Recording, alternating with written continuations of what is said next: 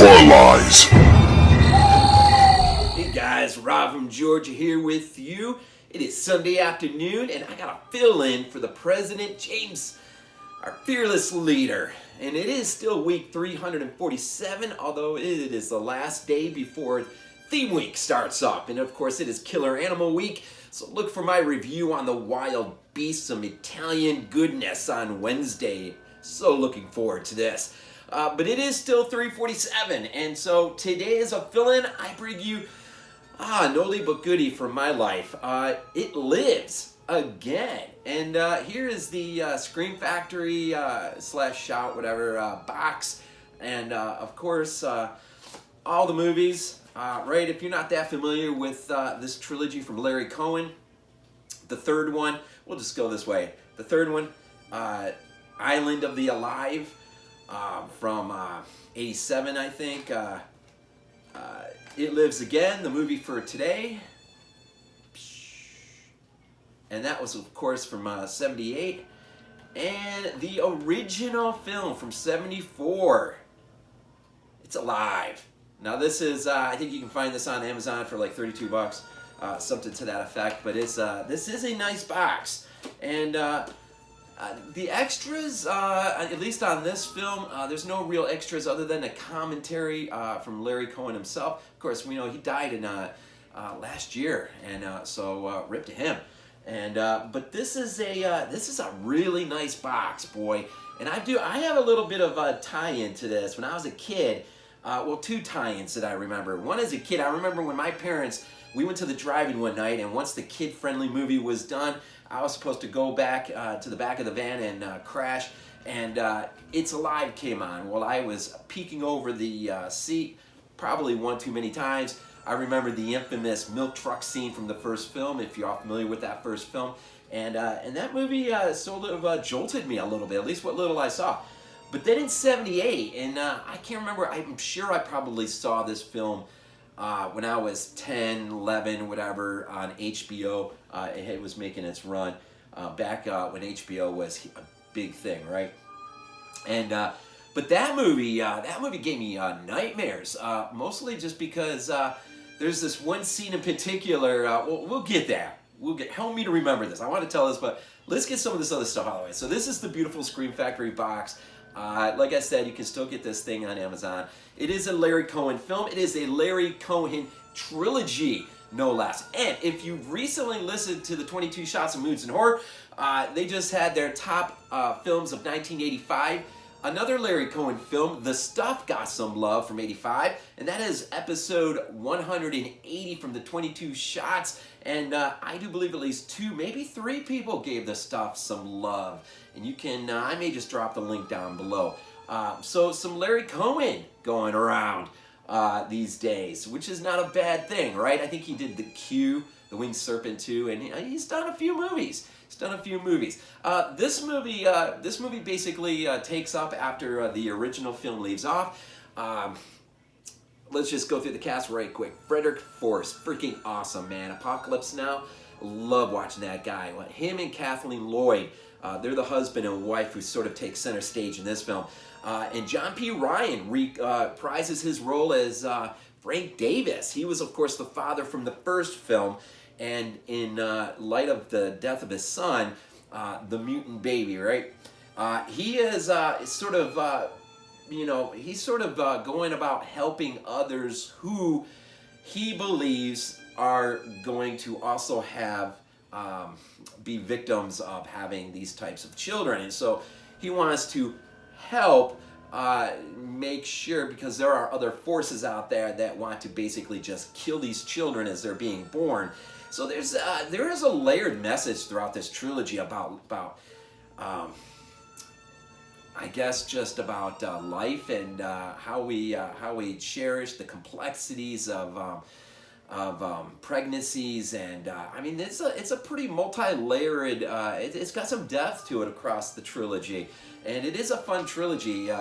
But those are the two that basically are the main protagonists of the film. Frank Davis, of course, reprising his role. I should say John P. Ryan, right? And John Marley, this is cool. He plays a doctor who, if you remember from the end of the first film, one of the last little things we get is, well, there was another birth in Seattle, and that's all we're given. So we're just given the idea that this is a much larger problem that is growing.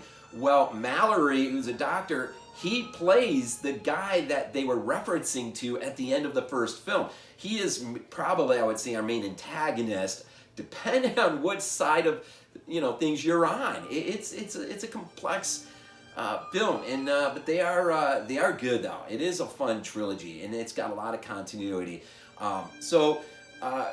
Frank basically intervenes just as other forces are about to track these two down, and he basically creates a situation where the baby can be born and then move to a secure location where there are other babies that have been born like this. And so, they're studying and whatnot. Well, it doesn't take too long when you create a situation, an environment like this where something goes wrong, and something will go wrong. And in fact, there are, like I said, multiple babies, and one scene in particular involves one of the guys, doctors, whatever. He gets out of his shower, he goes lay in bed, and of course you see this little hump at the end of the bed just kind of moving towards him, right? And quick, slowly but surely, it gets to him, and then boom, the attack happens, and it's a pretty startling moment, But when I was a kid and I saw that, that scene must have really made an impact on me, because we had a cat. And I remember one night specifically, I went to bed and I must have been half asleep or whatever, and I noticed this hump at the end of the bed, and it just seemed to be getting closer to me. It kind of freaked me out, so I kicked at it. Well, it was my cat who just started clawing at it was not a fun moment for a kid, and I hated that cat. I hated that cat with everything in everything in me that I could, right? So I mean, I got connections to this trilogy. Now, I don't know if it was just my age or whatnot, but somehow Island of the Alive, I think, sort of got by me, and I didn't really catch on to that one too much later on in life. So it was sort of a no-brainer when Scream Factory put out this trilogy that I would go ahead and get my hands on it when I could. So just a few things real quick of interest with this film, or films. We begin in 1974 with the first film that's alive. The next one is 4 years later in 1978, but then we take a big jump to 1987 when Island of the Alive and Larry Cohen will wrap up the trilogy. And of course, I can't remember if it was 2009 maybe, but there was a remake to the first film, and it really didn't do well enough. Wasn't that the greatest thing on earth, so it was sort of left as is alone. But the composer, Bernard Herrmann, real quick, highlight him for a second. Citizen Kane was his first freaking movie he composed the music for. If that's pretty outstanding. The Day the Earth Stood Still in 1951. He also did the music for Psycho, not only for the original in 1960, but the remake in 1998, which is pretty freaking cool. He's got a freaking ton in his filmography. And plus he did the original It's Alive and the follow-up, this film, right? Fortin Hamilton, I think, did the cinematography. He shot both films, just the first two. He did not shoot the third one. But the big spotlight I want to throw on this real quick. Rick freaking Baker did the creature effects, or the makeup effects and stuff. And so he's really early on in his career, but he's already sort of hooked up with, I think, Landis on Schlock. His big moment, of course, will come a little bit more down the road when he will get the assignment for An American Werewolf in London. And also looking at his filmography real quick, I had no idea that Rick Baker, also uncredited, did work on both Star Wars: A New Hope and Empire Strikes Back, so that was kind of a cool thing for me to check out.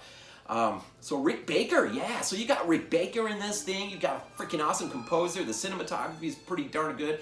It is a 70s film, and it feels like a 70s film, but man, if you enjoy 70s era film, especially those that really feel, that they're a product of their decade, these are fun films, and they do take themselves pretty serious. It's been a while since I've seen the third piece, so I kind of won't comment too much, but I seem to remember enjoying it when I did see it last. So really, Frederick Forrest, man, he's freaking awesome to watch in this thing. And I think towards the end, as this movie begins to climax, I think I've already kind of laid out the narrative a bit. The end is pretty, it is pretty, let's say horrific. It moves pretty quick, it's startling, and it's just, it's interesting, the way this thing sort of wraps itself up. And so I would say definitely, if you're not that familiar with Larry Cohen for much of his filmography, or at least these films, check them out. And check them out. And if this is something that's up your alley, you've got you've got the trilogy here in a nice box set that Scream Factory put out. So yeah. So fill-in day Sunday, fresh off my birthday yesterday. So yesterday was a really, really long day, but it was a freaking great day. Georgia seems to be at the beginning of phase 1 opening up. And so I was out yesterday a little bit, and you can tell people are coming out of their houses. So we'll see how this works out. But wherever you may be, wherever you, may be doing in light of quarantine and how it's affecting you, again, all my hopes, all my prayers go out to each and every single one of you, and wherever you may be, and I hope the best, man, for all of you out there. The draft, of course, Bill's got Jake Fromm from Georgia as a backup. Well, we'll see if he makes it as a backup. He'll be competing with Barkley. So that's Bills did great on their draft. And if you watch my videos consistently, you know I'm a big Bills fan, born and bred in Western New York.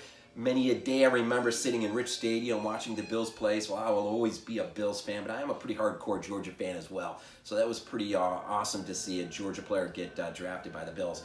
What else? Killer Animal Week begins tomorrow. Definitely plug into that, and I can't wait to see the videos as they unfold. Remember, I'm taking a look at some Italian goodness in the wild beasts, animals in a zoo that are high on PCP. Man, this is going to be fun to review. It Lives Again, Larry Cohen. And again, check out the 22 shots in their last top 10 list from 1985. And I'll drop the link down there below to that show. Definitely check that out as Larry Cohen gets some love and Romero gets some love, and 85 was an awesome show. But keep rolling along. BodyBags, again, theme week next week, and as always, stay safe, and man, go Bills.